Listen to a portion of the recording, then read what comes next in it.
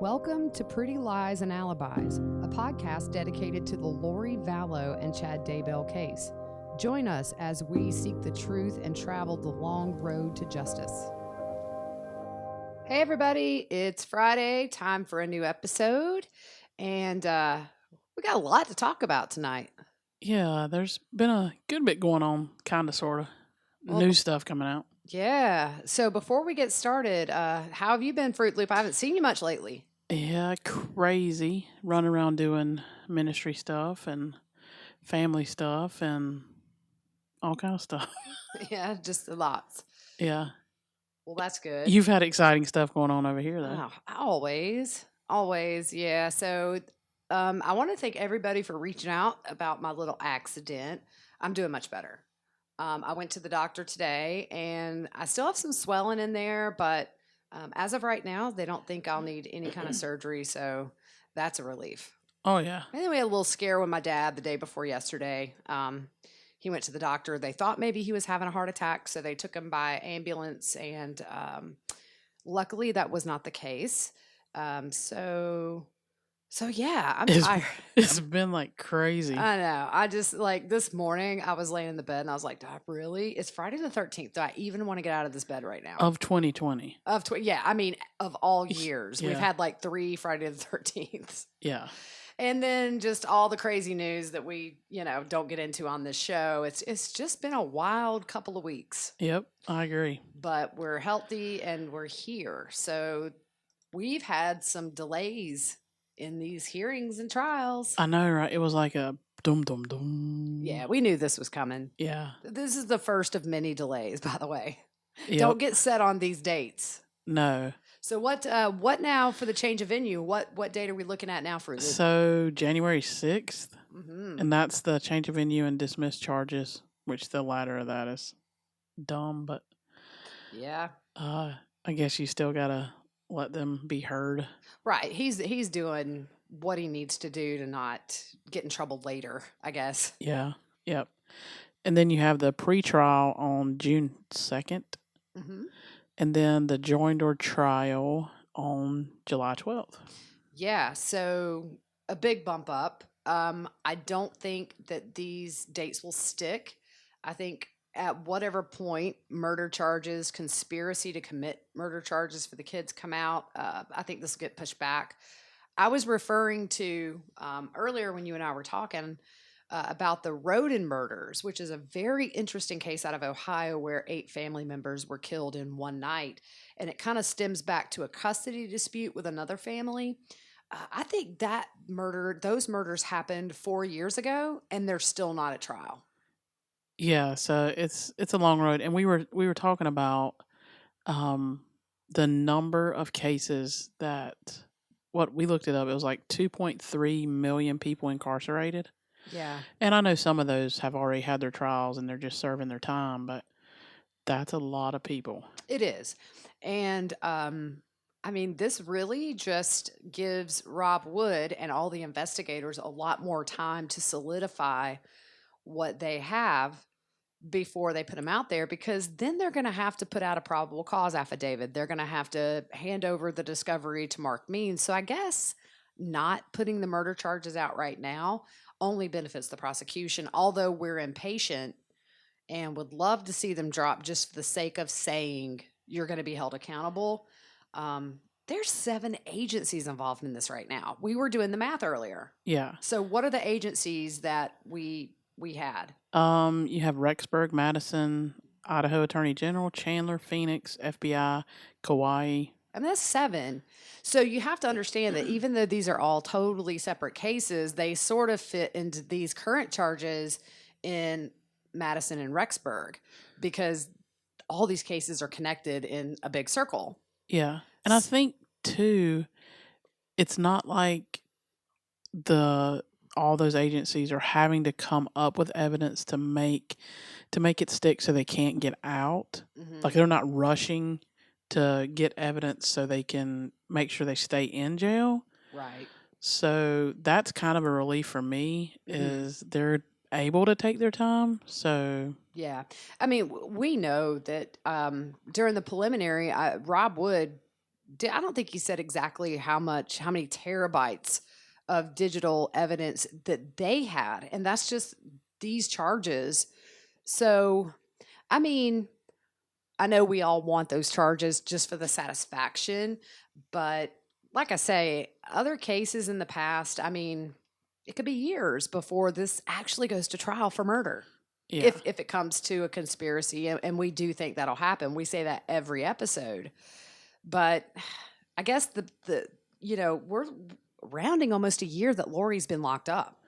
Yeah. We're just a few months away, and they're going to stay locked up. So it's Exactly. kind of like, yeah, I think I said this last episode, if Rob Wood would just come out and say, hey, look, we are anticipating bigger charges, but we're just not there. Yeah. I think it might make everybody relax a little bit. Yeah. Just to say this isn't where the buck stops with these destruction of evidence or how the egregious way Tylee was dismembered, that sort of thing. There are much bigger charges, but they don't really have to do that. I think we Yeah. can all just say they're coming. Yeah. We just want it now. Oh, it would be a Yeah. nice little Christmas gift. I really thought we would have it before the end of the year, but now that they've moved these, and what it is, Idaho, I don't think the entire state is allowing jury trials until next year because of COVID. Yep. So even without COVID, I think this would have happened, but it's just caused, another reason for delays. Yeah, there was one case that was just the guy was sentenced and it was 6 years. Yeah, these things can go on, Yeah. and their day will come, but Exactly. they're stuck. They'll be spending the holidays behind bars, if that makes you guys feel better. Yeah. So there's some stuff with Melanie and Brandon, right? Yeah, next week on the 18th and the 19th, they have their trial for custody. And so we've been keeping an eye on the document page. Yeah, that's a little nerve-wracking. Yeah, and I still cannot find the minute entries for this case. They may have taken them down, Yeah. but you were able to go and read a little bit more information about stuff that had been filed. And if anybody knows that link, if you could drop it on one of our social medias, I appreciate it. I have literally went down rabbit holes trying to find this one page, and I just can't anymore. So Yeah. I gave up. Yeah. But so what's some stuff that we've learned just by looking at that? I think some of it, several witnesses are appearing by telephone. Yeah. 7 or 8 that I counted. Yeah. Submitted financials and pretrial statements. Yeah, so they both submitted that. That was today. And essentially, a pretrial statement is just kind of a summary of what you're asking from the court with a ruling. So Melanie would say, I want reasonable visitation or whatever she's going for. And Brandon would say, I don't want her to see or talk to these kids. Yeah. It's nerve-wracking It is nerve wracking. when we know what's happened in the past, and Mm-hmm. so and then we haven't heard anything about her, Ian, and the new baby. No, and somebody on Twitter said, are we sure she actually had a baby? I think mainly because it was never confirmed in public that she was pregnant, but if she wasn't pregnant, there was something growing in there that shouldn't be.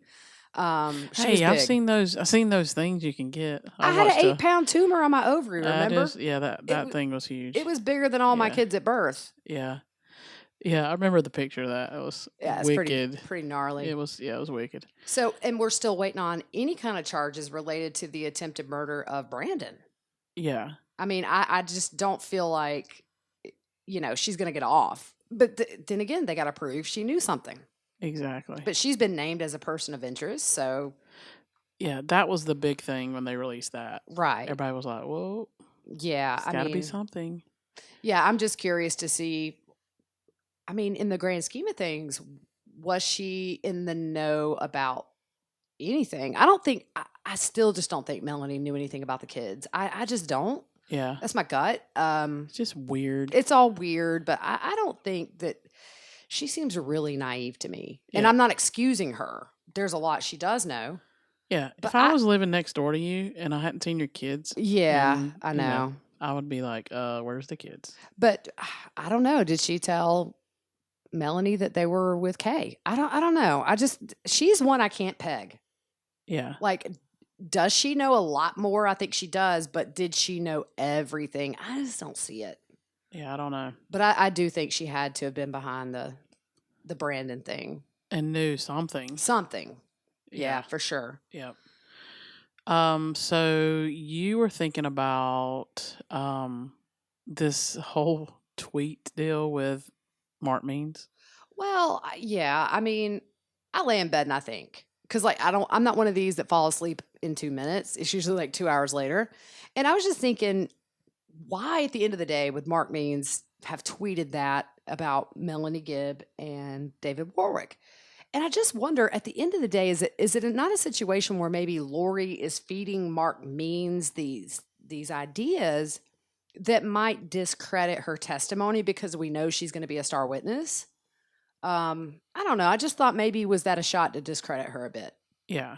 Because, I think once the recording came out at the trial or at the hearing, a lot of people kind of shifted their view of her from not favorable to, hey, that took a little bit of guts to record them while everybody is still out and alive and pieces are starting to fit for her. Yep. So I don't know. I just thought, is it a way to just kind of make her seem tricky and not reliable? I don't know. Yeah. And then you get into, is he trying to taint the jury pool?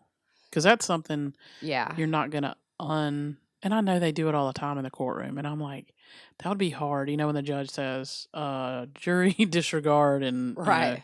Yeah, no, and I've never thought that juries, if I were a juror and I heard a juicy detail and the judge says, forget you heard that, I I'm don't think like, I'm forgetting I've heard that. yeah, how do you forget that you just heard that? So, Yeah. yeah, I don't know. It's that whole thing was weird and I didn't understand it. But Hmm. I've honestly never seen an attorney act like that, though. It wasn't the smartest thing I've ever seen put out by an attorney, put it that Yeah. way. But I mean, what you said, like it kind of, we know she is manipulative. I had to slow down there a minute. So is is she doing that to him? There's no telling. And I Yeah. wouldn't put it past Lori to use her tactics on her attorney. Because this is the guy that in her eyes can get her back out on the street, free as a bird, if he can get her off. So I would think she's probably using her best game when she's dealing with him to get him convinced of whatever she's trying to convince him of. Because Yeah. I can't think of any reason why this tweet happened unless Lori told him something about Melanie Gibb, true or not, that caused him to do such a public thing. Yeah. And I would just go back to manipulation. Yeah. I mean, she's a pathological liar. We talked about it. She could pass a polygraph Yeah. because she truly believes it appears, I'll say it appears, she truly believes what she's saying. Like when you listen to that new audio recording, Hmm. she's believable. She is. Like what she says, like she makes you think that that's true. Hmm.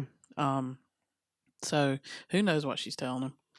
Yeah. Well, Justin Lum released a 45-minute interview with, okay, I'm going to try to say this name, Keith Taniguchi, who was Joseph Ryan's lawyer for a few years during the custody battle and sexual abuse allegations regarding Tylee. Yeah. And for those of you that are new to the case, Joe is Lori's third husband and Tylee's biological father. Yeah. We have podcasts way back that we spent about at least 4 episodes Yeah. on these custody battle papers. Wicked Truths and F Bombs got them, and then we got access to them and we broke them down. And I will tell you, we were at the beach and the audio is not really good. Yeah, sorry about that, guys. And because we heard, like, everybody was like, the audio's not good. But just know now, if you go back and listen, the audio's not that good, but we weren't in our studio thing. So. Right. So, one of the first things before we start talking about this is there's been some confusion in the media. Number one, they are not, the Phoenix police, I think it's Phoenix police, they're not reopening this case at the moment, and Lori is not a person of interest right now. Yeah, they're just going back and looking at the case to make sure they didn't miss something. Right. So what we covered in our previous podcast was that there was just a nasty custody battle. There were accusations of rape made against Joe Ryan regarding Tylee. Yeah, I thought that was interesting. One of the first things he says was, "This started out as a criminal case." Right, it did. It went to trial. Yeah, yep, and the jury found him not guilty. Yeah, and a grand jury didn't even indict him. They Yeah, didn't feel there was anything sufficient. Now I know Colby has also made accusations, and it's a sticky subject right here because you have professionals that feel like both of them were coached. yep, But then you also have the accusation that Colby made, and I find it very hard to just discredit somebody's accusation. But we'll just say Colby has accused, and professionals have doubted, and yep, somewhere in between there is the truth of yep, what actually happened. Now, I do believe that as a kid, you can be conditioned by your parents to almost believe stuff happened. But for me, I feel like Joe was a victim yeah, in all of this. yep. I mean, he went and stayed at the attorney's house. Yeah, that's pretty big. I mean, you have an attorney who has defended a client against rape and molestation accusations and opens his home and eventually went and lived with the lawyer's brother Yep, after things kind of went south and this in was way later on. yeah, this was after he had been living in Arizona trying to see Tylee, but we know he didn't see her for a couple of years before he died. Yeah, and Lori's words in the new audio, she just talks so bad about Joe and makes those statements, which we'll talk about later. But it's just crazy that he was moving close, because I think we'll cover it somewhere in here. That it was a lot of money. It was costing him a lot of money because he was having to travel so far to go see her because she moved, and they tried to fight that. And yeah, so Yeah, and I think a lot of the reason, excuse me, I think Lori wanted to move to Arizona for whatever reason. I mean, her family was in Arizona, but I think it was kind of a dual purpose where she was almost trying to flush Joe out of Tylee's life because it is so hard to have a kid in, almost halfway across the country every other weekend. It's not fair to the kid, it's not fair to the parent. And so I think she just probably assumed at some point Joe would get tired or yep, broke and just give up. And then she's got Tylee yep. and doesn't have to worry about Joe. That's kind of my thought on it. But I mean, he was still making payments. Yeah, he was doing his best. But I mean, Lori, she stiffed her lawyer. How much was it? $50,000. Yeah. I mean, just didn't pay him Yeah, for this whole battle. yeah, And when we were doing the podcast about the custody papers, she was filing stuff almost daily. yeah. And it That's costs money. a lot of money, $200-300 an hour Yeah, for like a family court attorney. But Tylee was 4 years old when she made the first accusation, and so Hayes County, which is where the alleged offense took place, they brought out all of their experts. They had a lot of experts on sexual abuse on this case. yeah. Like, didn't they come in and take his bed and like cut it up to like everything, trying to find something? Yeah, and it was kind of the surprise element where they didn't tell him he was coming. So if there is DNA on the bed or the sheets, he wouldn't have time to switch those out or do anything. And they Yeah, found nothing. yeah, And he went further. He took a polygraph. yeah, And then at one point, when Tylee was sent to counseling, she recanted her statement about being raped. yeah, Now, the sad thing to me is you got a 4 or 5 year old who experts believe was coached. And so now you're trying to figure out Lori had to have sat down and told her the mechanics of this so that she could tell professionals. yeah. And that bothers me. That's sick. That's just gross. Yeah. But you're still okay taking his money. I'm sorry. Well, yeah. And, I've thought about this lately, and we just talked about this before we came on. I almost feel like Tylee and JJ both for Lori were somewhat of financial security Yeah, with her ex-husbands because, usually the mom gets custody. I mean, I don't want to sound sexist and say dads don't get custody, but overall, the moms get custody and you get child support. And that's a guaranteed income until that kid is 18. And so I was thinking about the timing with JJ. Charles is shot and killed in July. JJ is killed in September. She only had JJ 2 months alone. Yeah. And Charles is gone, and then she finds out there's no life insurance policy. So I'm just saying, I feel like maybe in the back of her mind, Tylee and JJ were paychecks. Yeah. It's a good point. Good point. So after all that, so Joe's did not access to Tylee except through a counselor. Mhm. So one counselor felt therapy was counterproductive and that Tylee had been coached, which we just talked about. Um, the lawyer said Lori acted strange around the time of the accusations. Someone who was second in command. This was like, I was like, This blew my what? mind. Yeah. So, someone who is second in command of the Mormon church calls Joe's lawyer and vouches for her authenticity. I don't think, I'm not sure if they called Joe's lawyer. I might have put that wrong. Maybe it No, was the they court. no, they called him. Was it? Yeah, they did call him Okay. because he was studying. Um, I remember he was talking about he started studying the Mormon church to Oh. figure out, what is she thinking, what are her thoughts, Mhm. and he the guy called Joe's attorney Oh, okay. and was saying, she's this good person and all this stuff. But you made a good point when we were talking about this earlier, which is it just goes to show you that level of manipulation Oh, most definitely. where she's able to get like the second in command. My understanding is of the entire Mormon church. Yeah, I mean, like he said, it'd been like the Pope calling. Right. Yeah. And for what we believe are bogus accusations, but she was able to convince somebody to do that for her. Yeah. And I would think it would go through her ward. So it would have been up, like went up the chain and eventually got to the Yeah. higher up guy. But it just shows you can listen to her and hear how manipulative she is. Mhm. She makes everything she says believable. It's very convincing stuff. Yeah. If I didn't know her and who she was, if I listened to that, I would think, wow, that poor woman, her kids have been through it. She's been through it. Yeah. And that's how she thrived for so long, though. And think about it. You say, your ex-husband is sexually abusing your daughter.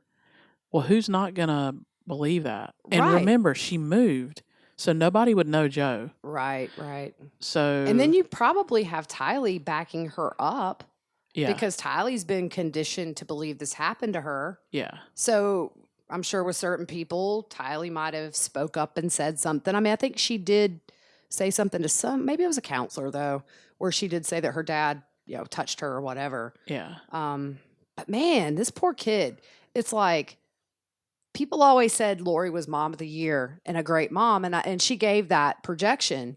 Yeah. But when you dive into this stuff, you see she was just vicious. Yeah, this is a time when I wish God would made it where we could see the thought bubbles, like it used to be a commercial. You could see the thought bubbles, going through people's minds. Yeah. So you could truly, know what she's thinking. Because what she portrays on the outside is definitely not what's on the inside. No. So, so Joe didn't see Tylee for over a year. Mm-mm. And like we said, the criminal trial, the jury found him not guilty. I thought this was crazy. They found him not guilty, but he still had supervised visitation. Yeah, they sort of, I mean, they eased him back into it where it's maybe like an hour one week, 2 hours the next week, and it's with a neutral party. Like, So it's supervised. yeah, and I'm like, what the world?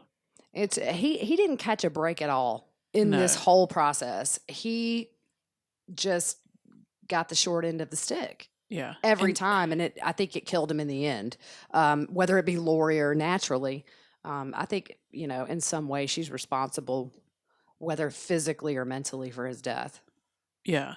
And one thing I thought was interesting on this was his attorney said he didn't fight for sole custody at first. Mm-hmm. He thought that Lori would look out for Tylee and do what was best by her. So he just wanted to see his kid. Right. But we know that started change when he started seeing uh, like her be in the hospital for this pancreatitis or whatever. Yeah. Um, I think Lori was feeding her a lot of processed food, and he was Mhm. concerned. Yeah. Um, so I feel bad because I feel bad for Tylee because I think she was manipulated by her mom in that area, and she missed a relationship with her dad Yeah. because of how her mom was. Right.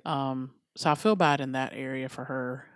Right, and if you think about it, had Joe ever gotten sole custody, Tylee would probably be alive today.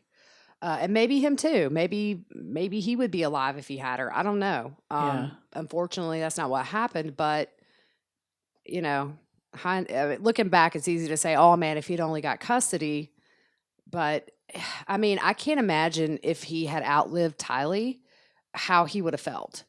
I'm not saying it's good he went first. It's not good either one of them died. But can you imagine how he would have felt if he would have seen on the news that his daughter's missing? yeah, And then eventually is found in some dude's backyard that, yeah. your ex-wife married and quickly, and it's all a mess. It's all crazy and But really just unbelievable. look at the people who she has just um put this facade up.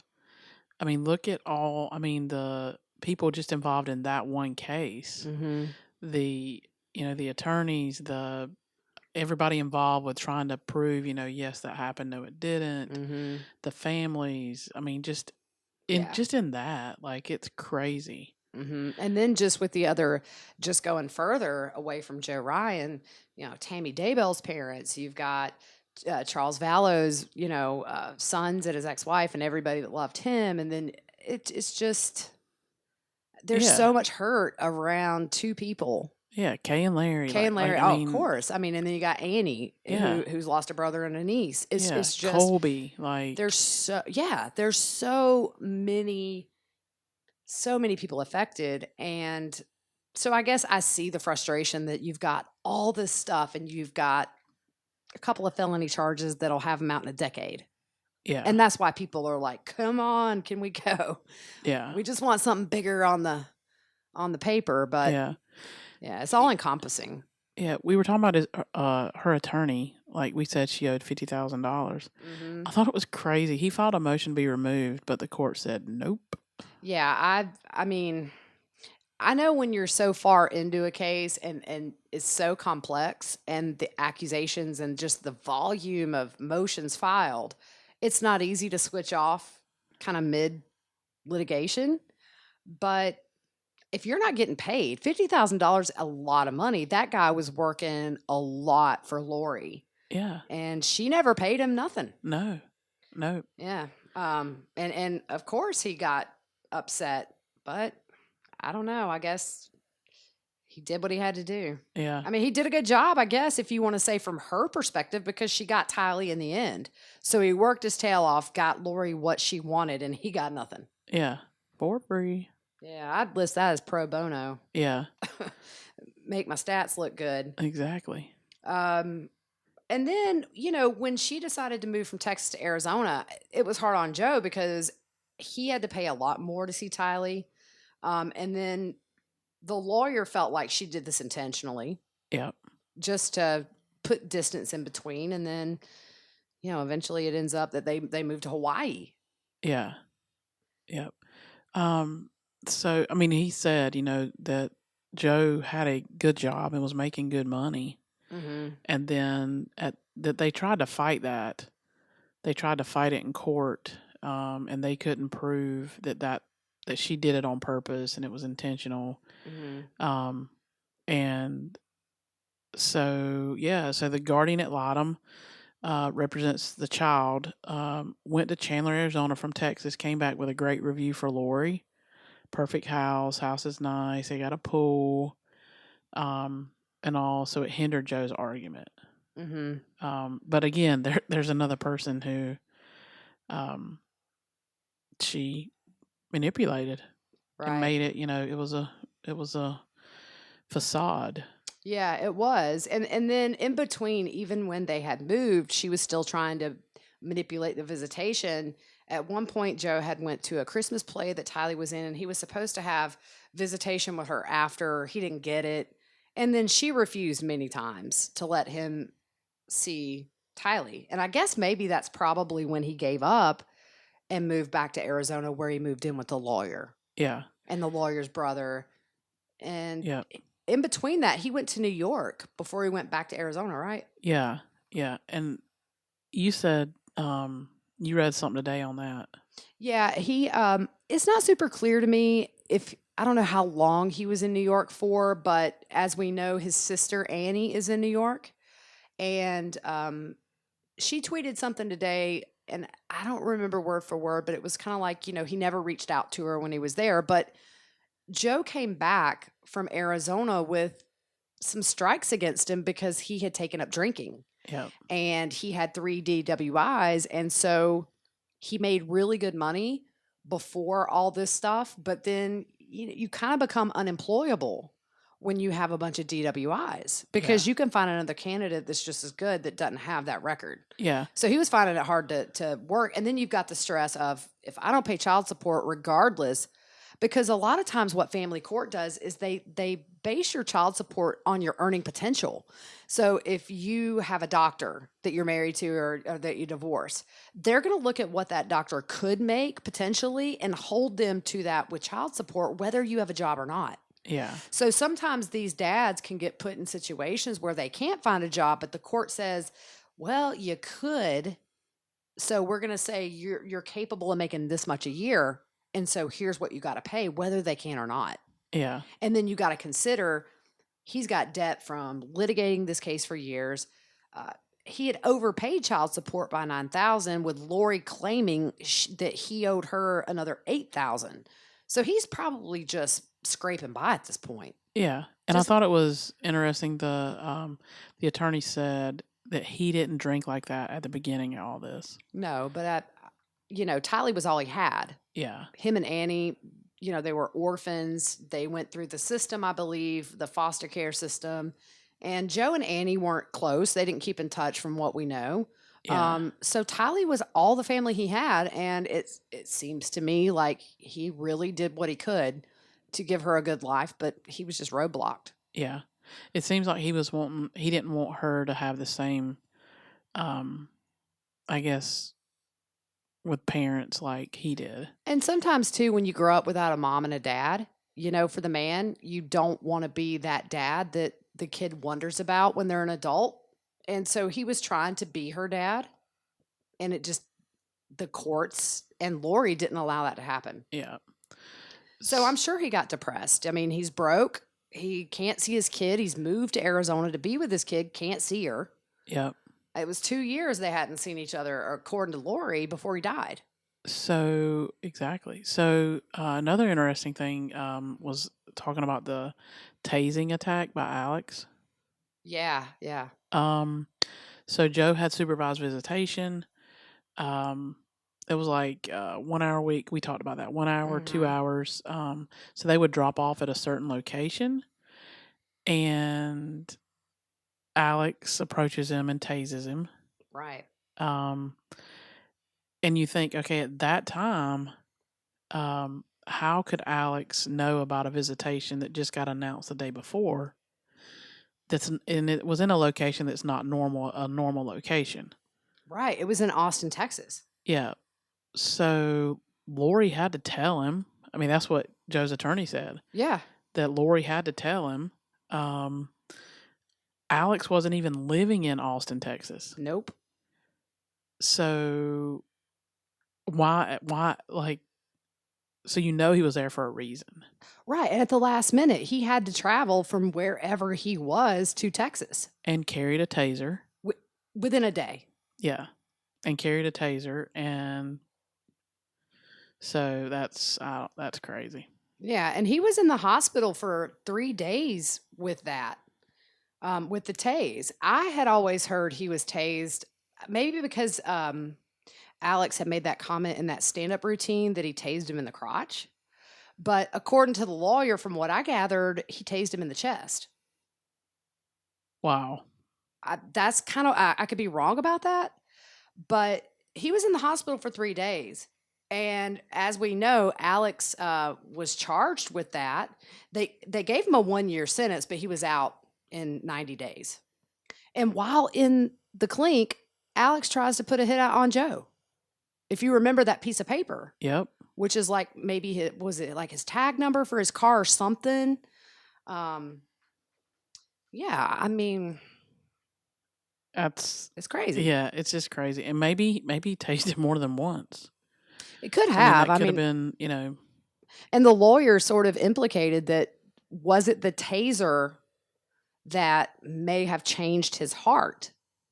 You hear of people having heart attacks when they get tased. Now, this was later, yeah, much later. much later when he died, but I mean, you do hear of people that got tased that die right then and there. Did it change something in like the rhythm of his heart? Who knows? But because he was pretty decomposed when they found him. Um, Yeah. and going back to them reopening, or not reopening, but re examining this, I just don't know unless they find some digital proof that they're going to reverse that this was a natural death. Yeah.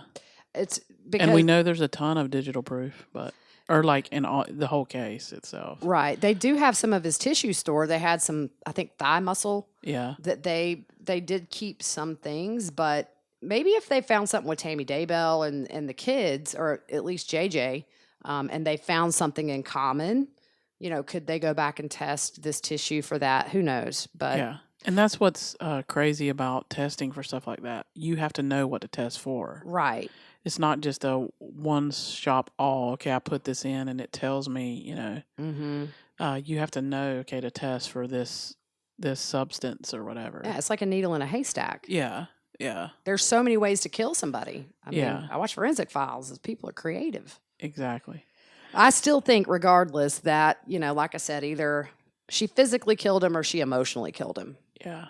Yeah. So uh I don't know. Um so the lawyer said he wasn't shocked about the new recording. Right, yeah. I thought that was interesting. He saw her, he was there in person when all this happened. So I'm sure he saw the manipulation, and he wasn't surprised about all this when he saw on the news that she was involved in the disappearance of Tylee either. Yeah. It still shocks me. Okay, they hadn't, Lori claimed they hadn't spoken in 2 years. Mm-hmm. To me, because there's supposed to be money being exchanged, correct? Yeah, but sometimes you can just do like an automatic deposit. So Yeah. once a month, that money just goes right in, and then there might not be much to talk about. Yeah. You would still think, like, come on now. Mm-hmm. Something, but who knows if she's telling the truth on that. So, There's no telling. but we know there'll be records somewhere. Yeah, but he refers to Lori as kind of like the crime boss who doesn't get her hands dirty, but she kind of orders people to do her dirty work. And that kind of fits with what we think may have happened with the kids and Alex. Yep. And he said this is like family violence with the court case with Joe Ryan. He said, but it's mental. It's just Yeah. mental violence Yeah. to so many people. Yeah. It's she just holds things over people, and she did the same thing with Charles. She did. She Um, did. She manipulated him into this I believe into this whole thing. I mean, if I'm married to somebody and they say, "Hey, my ex has done this and this and this," and the kids validate it, Charles had no reason to think otherwise. Yeah. But you know what I do wonder? If she had nothing to do with Joseph Ryan's death, let's just say it was natural. I wonder if her wishing him dead and then he dies maybe gave her a feeling of power. Like I thought that into happening. I just kind of wonder. Yeah. Was that maybe like a point for her where she validated herself? Yeah. Like, I've wished him dead. I wanted him dead. I would have done it myself, but now he's dead, and maybe I'm powerful. Yeah. That might come into like her and Chad and the whole profit Exactly. thing. Who Yeah. knows? He was a zombie. Okay, so we're going to talk about this audio of Lori. We're not going to get into all the religious stuff because I don't know a lot about scripture. I'm not a Yeah. sinner. I'm not like a bad person, but I get lost with this stuff. So like Fruit Loop, YouTube, we just don't know enough about the Mormon faith Yeah. and scripture to compare. Yeah. So we're just going to talk about what Lori said. Yeah. And I've read some stuff, and I've read some comments from some of you guys, and it's it's Lori being Lori. She takes something that in one instance is part of the Mormon religion and then just goes way out in left field with it. Um, so, we don't know. Like she said, we don't know enough to say, okay, this is Mormon religion, and this is a little crazy. So, um, so Annie released the recording. I want to know where it came from. Oh, me too. I was like, who released it? But it was taped at Melanie Gibbs' home. Zulema is there. Yeah, I heard her name mentioned. Yeah, we say Zulema. They said Zulema. Oh. So I don't know. That was a Southern pronunciation. Yeah. There's a lot of things that are Yeah, off with Southern yeah. pronunciation. We pronounce it how it looks. Exactly. Yeah. So it was I wouldn't say a large group, but because there was some people that commented, that made comments and stuff, and it was edited. So some stuff that some of the people shared personal stuff, they left some of it in and then took some of it out. So, so it was recorded 6 months after Joe's death. 11 months before Tylee and JJ were murdered. She again talks about Joe being a horrible person and the allegations of rape, and it's just her. And like I said earlier, nobody in that room would have known Joe. Right. So, I mean, I've been in situations where somebody shared with me that this person is, a horrible person, and I don't know them, so that I only have to go on what somebody says. Right. And you trust your friend or whoever you know, and if they're really good at manipulating, then you have no reason to doubt. Yeah. So, like, listen to her. Like, oh my goodness, she's just so believable. She is, and she really does the projection to me for the professional victim, but also the brave woman who overcame. I'm not saying she did. She's projecting that I've been through so much, and look at me. Look at where I am today. Yeah. Yeah. That God, she makes statements in there that God showed her she had to go through these things to be where she is now, et cetera, et cetera. And I know a lot of people who've been through a lot of bad things and didn't kill their kids or their husband or their, whoever. Yeah, that's a good point. So the Rexburg PD and FBI have a copy, as well as Arizona investigators who are working Charles's murder. So they have a copy of all that. So you're saying Means didn't know about the recording? No, he said it wasn't produced with Discovery, which we believe it was released by somebody who is not involved legally with the case. Yeah. And that he needs time to review and authenticate the recording. Speaking of Charles, I don't think I said this. Did I say this at the beginning that they're saying now that it may not be December? It may be later. They wanted to clarify. When this came out about this recording, they took the opportunity to clarify that somebody may have misspoke that charges are expected by December. They said they have no time frame right now. So I just wanted to throw that in before I forgot. Yeah, I don't think you did, so that's okay, good. I can't remember. Oh, I know, right? What I have for breakfast. So yeah. So Means has got to authenticate the recording. Okay. So we were talking about, would this help Rob Wood, the prosecutor, or Pryor, as far as having this recording? So let's say that Pryor is successful, and I don't think he will be, on getting these cases separated. Could he use this if Chad turns on Lori to say, listen, this is before she met Chad, so they say. And that's a big so they say. Yeah, so they say. Whatever. I'll buy that for a minute. So. I think they've at least talked online before. Yeah, they ran that AVAL chat community thing. But, he could say, look, she's not under Chad's influence at this point, and she is just casually saying, without hiccuping that she wanted to murder her ex-husband. Yeah. I think it could benefit Pryor if he can get these cases separated, although I'm not sure that prosecutor would. It's going to help him because it's just not relevant to the kids. Yeah. Maybe it shows a pattern, but I don't know. I don't know that they would let that come in. Yeah. I don't. If I were Mark Means, I would be objecting all day long Yeah. to letting that come in. And what we talked about, it doesn't line up with the charges right now. It doesn't. Later on, maybe. They're all connected, but just you got to keep each thing separate. Yeah. Yep. I totally agree. Yeah. And if they're joined, I guess Pryor just can't use it because I just don't see how they're going to point fingers in a joinder. Yeah. Maybe they will. Who knows? Yeah.